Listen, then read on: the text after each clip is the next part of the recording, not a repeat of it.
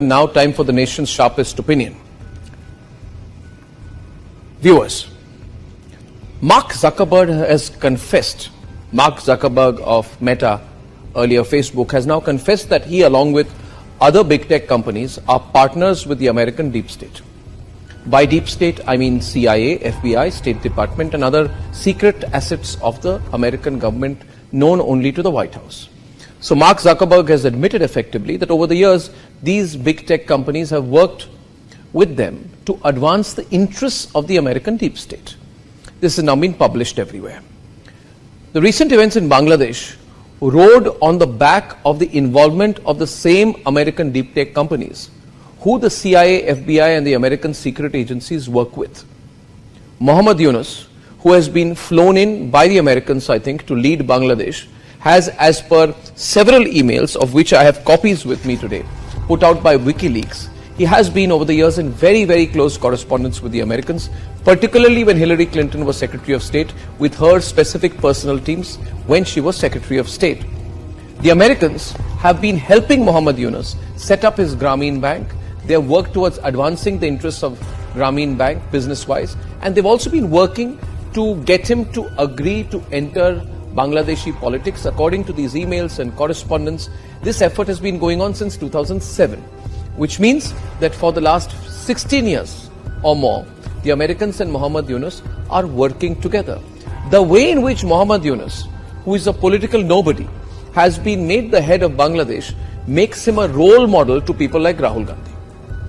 Rahul Gandhi will get very excited because Rahul Gandhi has been similarly, like Muhammad Yunus, has been in close touch with the Americans, and Rahul Gandhi has been effectively, overtly pleading with the Americans to enter and become influence peddlers in Indian politics.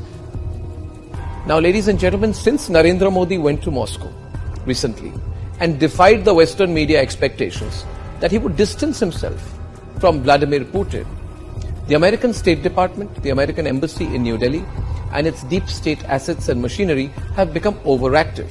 So they must have got instructions from Washington to target the Modi government. So they've become so active, they are doing PR activity. One day they flew down to meet Asaduddin Owaisi on the 12th of August. Then they quickly went to go and meet Omar Abdullah and Farooq Abdullah on the 26th of August in Srinagar. Then they flew down to meet Chandrababu Naidu on the 31st of July. Then they met Congress Chief Minister Revanth Reddy on the 2nd of August. You know, if you look at the way these American diplomats are behaving, it's almost like they're going to fight an election in India, or that they have been given the responsibility of forming an alternative political setup. It's embarrassing. What are you doing, American diplomats? Stop behaving like children. I know you got calls from Washington to meddle, but be classy about it. And in fact, don't do it, because we are tracking everything you do. The American embassy has also started, after these elections, they've started conducting workshops for Indian influencers on social media. They're calling it impact level work. So what they're trying to do, the American diplomats, they're trying to convince more Indian influencers to take a pro-America line, a pro-State Department line, a pro-American deep state line. The Americans think this way they will influence the influencers, and the influencers will do what they want them to do, and maybe in the course of it, through some usual American deep state techniques, they'll call it funding good journalism, or they'll call it funding impact journalism, or whatever like that. They'll keep giving bits of money to people they like. In fact, you should all do the research on which are the people, which are the organizations, which are those digital companies, influencers, who have been taking money from the Americans. Directly, it happens quite directly, $10,000, $20,000, $30,000. They give this money, and these Indians gratefully accept it. And that's how the deep state works. Ladies and gentlemen, the American deep state, which was, in my view, earlier supporting the Aam Aadmi Party, has now hitched completely and moved its forces entirely behind the NGO Congress ecosystem. Mark Zuckerberg's admission in all of this, that he has been a very loyal lieutenant, effectively, of the American deep state, brings into the open the big tech deep state conspiracy. The only difference is that between Bangladesh and India is that we are a larger country. We are a bigger country, we are a stronger country.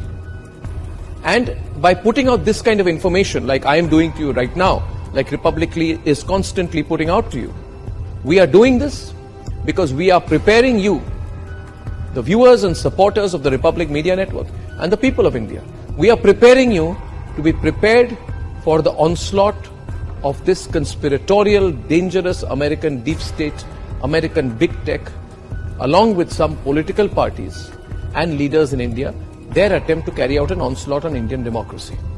I believe this is an inevitability. They are working so hard on it, they will try to do it. Who are the people who will work with them in India?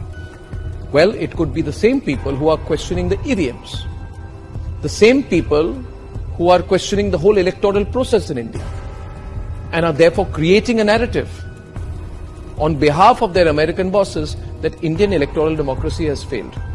Take a few steps back and look at what people in Bangladesh were saying 2 to 3 months back. They, along with the Americans, started saying that yes, Sheikh Hasina has won the elections, but the elections were not fair. The electoral process is not fair. Now, was the coup fair? Was the military coup fair? Was bringing in a political nobody like Muhammad Yunus, who is clearly an American agent, a deep state agent, and putting him as the face of a military government, is that fair to the Bangladeshi people? Is the crashing of the Bangladeshi economy fair? Are the killings of Hindus fair? Ladies and gentlemen, the people in India, the Mir Jafars, feel that if the Americans could make Muhammad Yunus the leader of Bangladesh, then they too can use the Americans as a springboard to come to power in India. And these people in India who are losing elections or have not fought an election or can never win an election through the normal way, who will keep losing elections, they want to work together with American deep tech to engineer chaos in India, to subvert the election results of June 2024. Now, in all of this, what do you need to do? What you need to do is to let everyone know what this American deep state plan is against Bharat.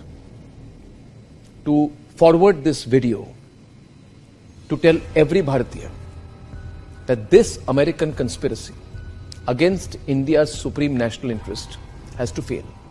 And that we together, the people of Bharat, should teach the Americans the geopolitical lesson that they fully deserve. Serve them a defeat. Teach them a lesson that only Bharat can. So we have to come together. Please spread this video as widely as you can, so that the Americans know that even before they think they can act against us, that we've got our lens on them. It is they who should be on the defensive. Ladies and gentlemen, it is they who must know the people of Bharat will teach them a lesson, if necessary, if they conspire against our interest.